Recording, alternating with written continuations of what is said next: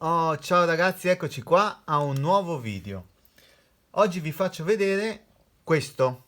Questo è il joypad della Power A. È un Pro Controller per Nintendo Switch. Questo joypad praticamente ricalca le forme del joypad per Nintendo Switch, quello il Pro Controller appunto. Non è preciso identico al Pro Controller, come potete vedere, è un pezzo unico rispetto al controller, quello classico, e ha una serigrafia, in questo caso, di Spyro. Ci sono diversi tipi di colorazioni per questo Pro Controller. Andiamo un attimo a vedere com'è fatto. Allora, innanzitutto, come vedete, questo è totalmente viola con la serigrafia di Spyro. Ci sono anche con colorazioni di Mario, di Animal Crossing, diversi tipi di colorazioni. A me questa era una delle colorazioni che piaceva di più. Sul retro, come vedete, troviamo un qualcosa di differente rispetto al Pro Controller classico della Switch. E sono questi due pulsantini aggiuntivi più questo. Allora, come funzionano? Che cosa sono? Allora, questi sono dei pulsanti aggiuntivi che tramite questo pulsantino si possono programmare. Questo significa che tenendo premuto questo pulsante, andando a premere dei tasti praticamente dorsali o quelli frontali e tenendo schiacciato quindi il tasto frontale, poi andando a schiacciare il tasto posteriore, andremo a programmare facendo in modo che questo tasto riprenda il tasto che noi vogliamo. Quindi noi utilizzando il nostro joypad schiacciamo posteriormente, così, e possiamo comandare possiamo utilizzare praticamente questi pulsanti aggiuntivi. È un po' come funziona praticamente per il controller Elite della Xbox. Stesso tipo di funzionamento. O per i pulsantini, quelli aggiuntivi del pad che sono stati messi adesso con l'add-on per il DualShock.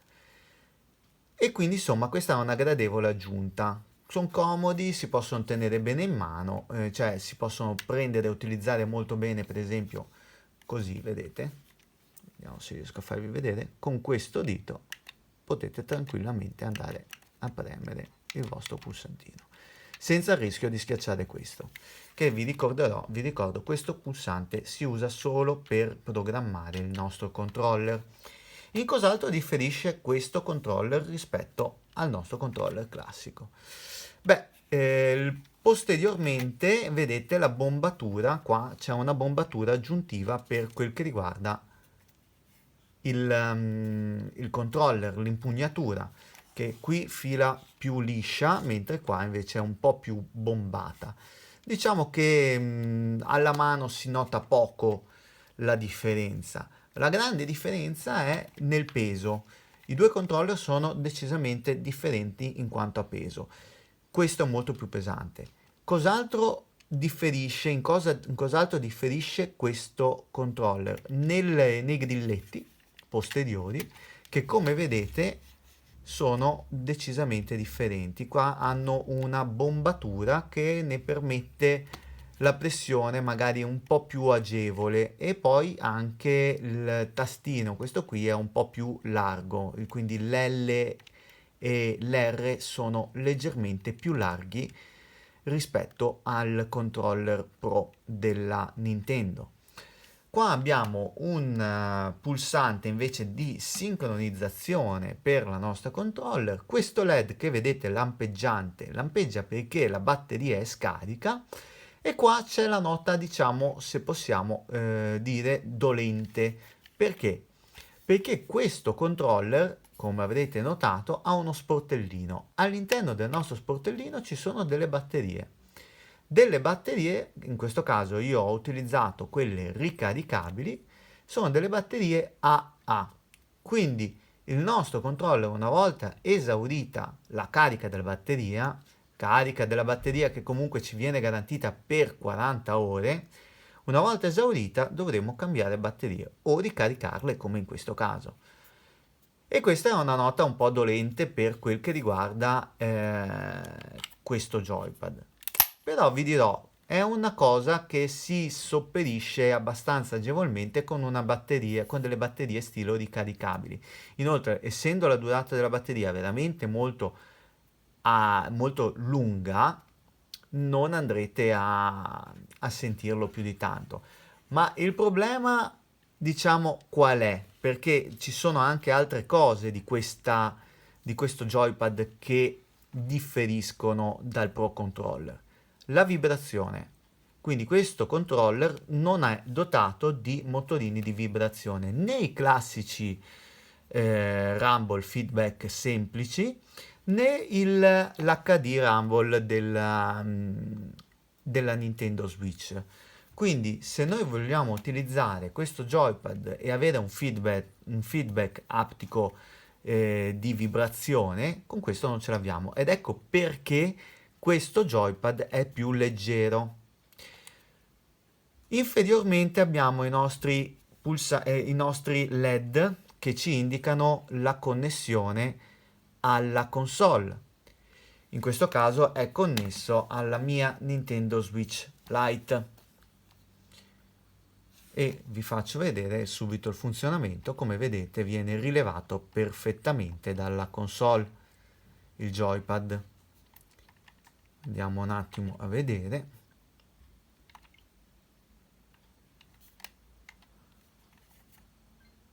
Visto? E viene visto come un Pro Controller.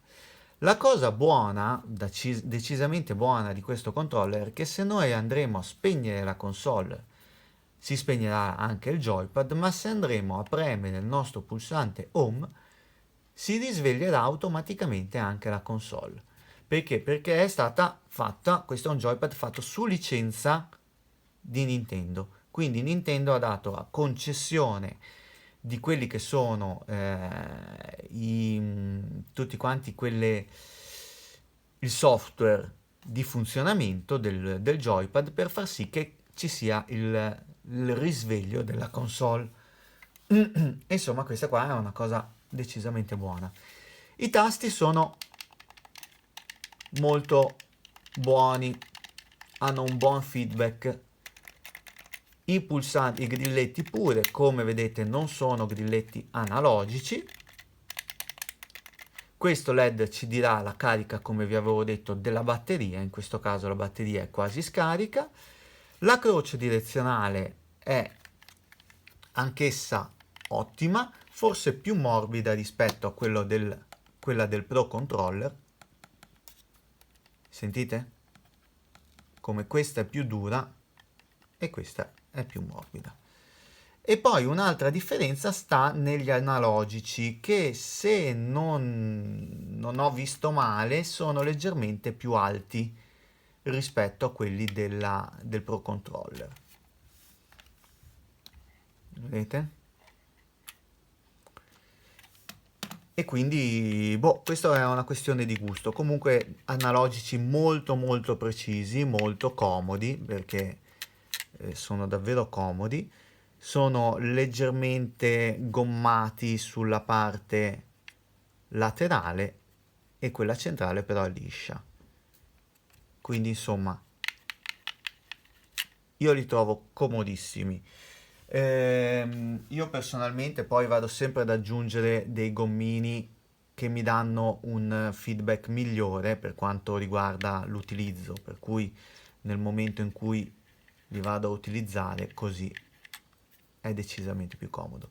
La grafica è bellissima del joypad, perché vedete la grafica con Spiro è veramente molto bella, ma è una serigrafia appiccicata, diciamo. Vediamo se riesco a farvi vedere. Ecco, è una stampa su plastica, sulla plastica direttamente del joypad. Quindi io ho paura che magari questa con il tempo si vada a rovinare, si vada a cancellare, come dire. Però diciamo che nell'utilizzo è è molto liscio, è molto piacevole al tatto, quindi insomma a me piace. A me è un joypad che piace davvero, lo trovo molto una valida soluzione alternativa rispetto al Pro Controller della Switch, anche perché comunque sia costa di meno e ha questi pulsanti laterali che sono davvero davvero comodi. Voglio farvi vedere un attimo l'utilizzo dei pulsanti laterali nella console Nintendo Switch. Quindi noi andiamo a richiamare un gioco, qua ci siamo, abbiamo programmato già i nostri tasti, vi regolo un attimo la luminosità che così riuscite a vedere e vi faccio vedere adesso. In questo caso qua abbiamo Animal Crossing. Se noi andiamo a premere il pulsante su, viene richiamato il menu di selezione degli strumenti.